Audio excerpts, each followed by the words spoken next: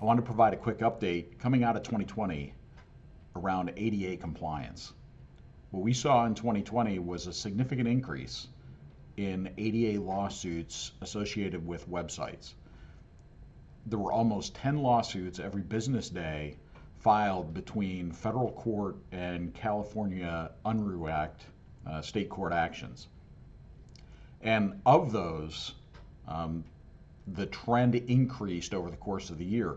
So COVID-19 didn't have an impact of decreasing, but with more people utilizing the internet, we saw increases to where December had almost 500 federal and California state cases filed in that month alone. What we're seeing from an industry perspective is that most of the industries that are being targeted by plaintiff lawyers are in retail. About 78% of all the cases that were filed last year were against retail customers. We saw about 8% in food service. We saw education with about 2.5% to 3%, entertainment and leisure, banking, insurance, healthcare, each at about 1%. But the overall largest exposure is on retail.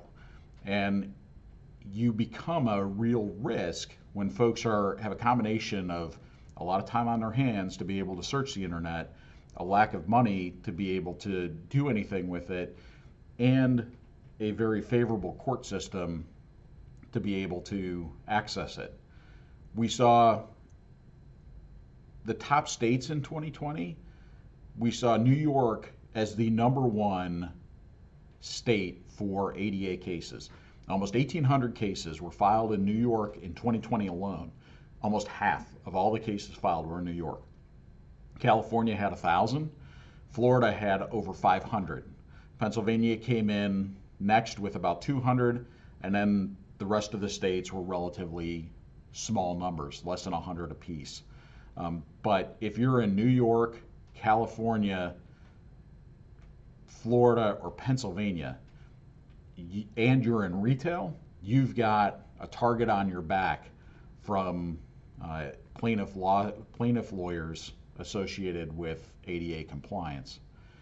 The other thing that was unusual was almost 10% of the cases that were filed in 2020 were filed against retailers who had overlays or widgets on their websites.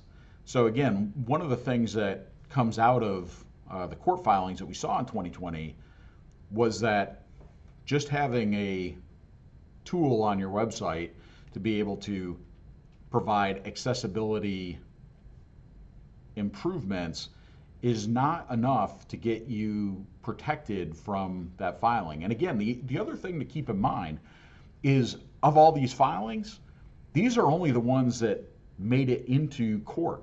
It's a fraction of the number of claims or demands made by these plaintiff attorneys to the businesses that were impacted. Most people settle these out of court. As a matter of fact, most people are, the recommendation is, hey, settle it out of court. Don't allow them to go file a case.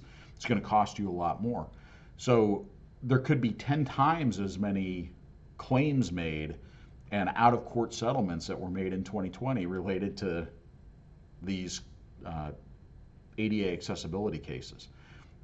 So keep in mind that, if you're in retail and if you're in New York, California, Florida, Pennsylvania, you've got a target on your back, and having a widget on your site isn't enough.